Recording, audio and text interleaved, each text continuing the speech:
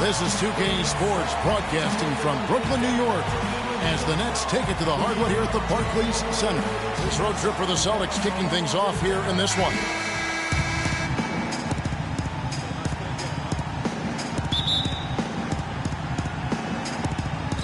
And so off the tip, it's Brooklyn, all fueled up and ready to go. Let's check out who's on the floor, courtesy of Gatorade. On the floor for Boston, Thomas is the point with Bradley to his side. Jay Crowder out there with Amir Johnson. And it's Olynyk in at the pivot spot, manning the middle. Now here's Bradley. And so he earns a trip to the line. Officials saw the contact and he'll shoot two.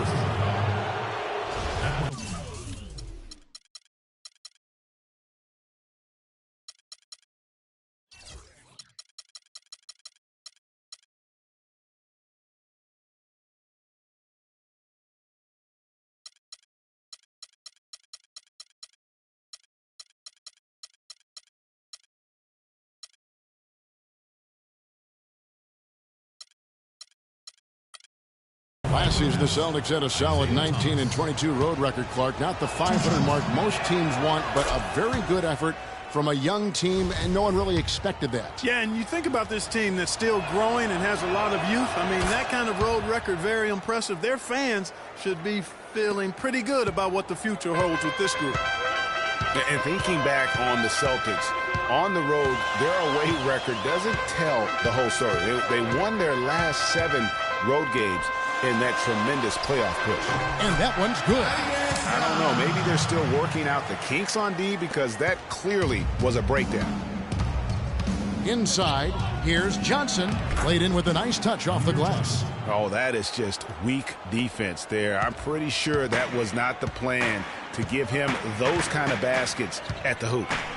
Another away-from-home note for the Celtics. They were 7-1 in road games against the rest of their division. Their road play was the driving factor as to why they made the playoffs.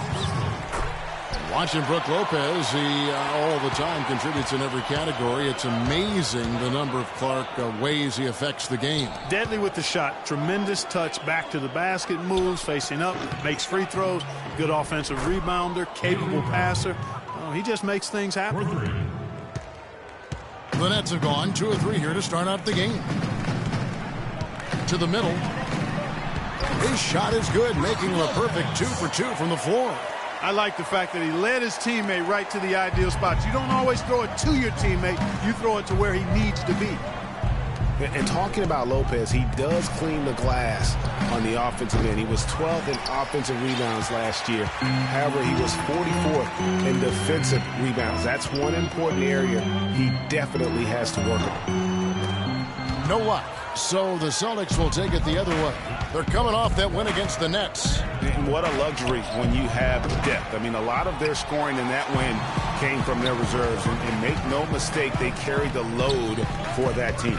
Without question, the starters can't do it all game long. You need that help from the reserves, and they got it in that one. You know, getting back to Lopez, how good is it to have a guy with his offensive package also be a near top 10 shot blocker for you?